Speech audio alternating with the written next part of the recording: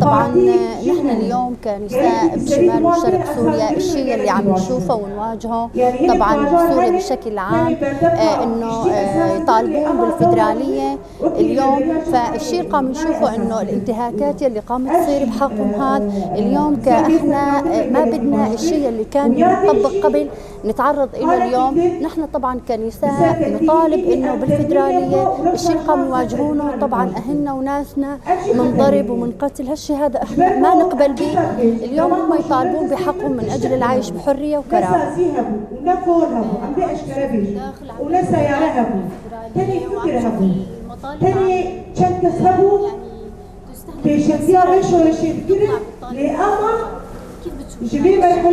طبعا هالشيء هذا احنا كنساء نقول ان اليوم من حق اي شعب يطالب بحقه. اليوم احنا نطالب انه الناس تستمر بهالحقوق هاي بفعالياتهم وبمسيراتهم من اجل انه يطالبون بالحريه.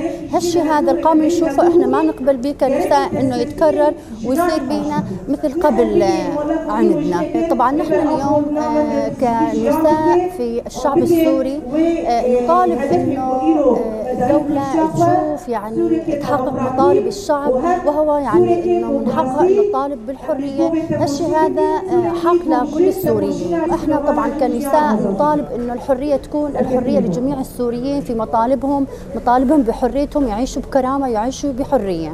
احنا بالاحداث الاخيرة التفجيرات والمسيرات اللي طلعت مضادة للحكومة المؤقتة. طبعا اليوم احنا نعرف انه الثورة لما قامت على النظام البعثي هي لمطالبة بالحرية، وردت بالقمع اللي شفنا بالمظاهرات انه دائما كان نظام بشار الاسد هو دائما يقمع المظاهرات بالتقويس يعني بالارهاب. فعلا شفنا انه على ايام بشار الاسد، بس للاسف رجعنا نشوفها على وقت الحكومة المؤقتة. هلا كمان احنا شفنا من يومين صار تفجير بمحافظة حمص، يعني راح فيها ضحايا اخوتنا العلويين. يعني رجعنا على ايام الدولة ايام بشار الاسد، يعني نفس السيستم، نفس المنهج، نفس الطريق.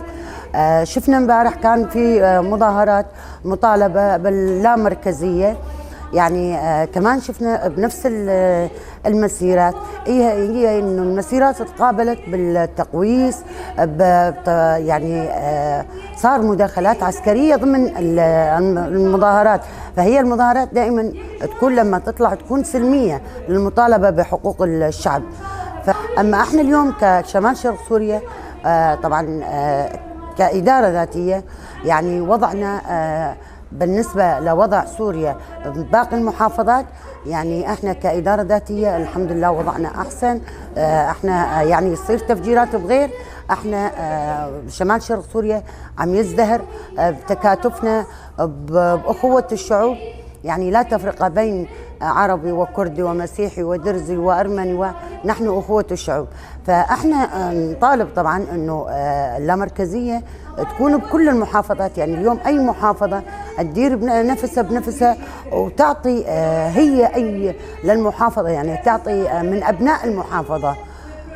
طبعا نتمنى بسنة 2026 للشعب السوري التآخي والحرية، وإن شاء الله يا ربي سنة 2026 تكون سنة خير على شمال شرق سوريا وعلى جميع الشعب السوري.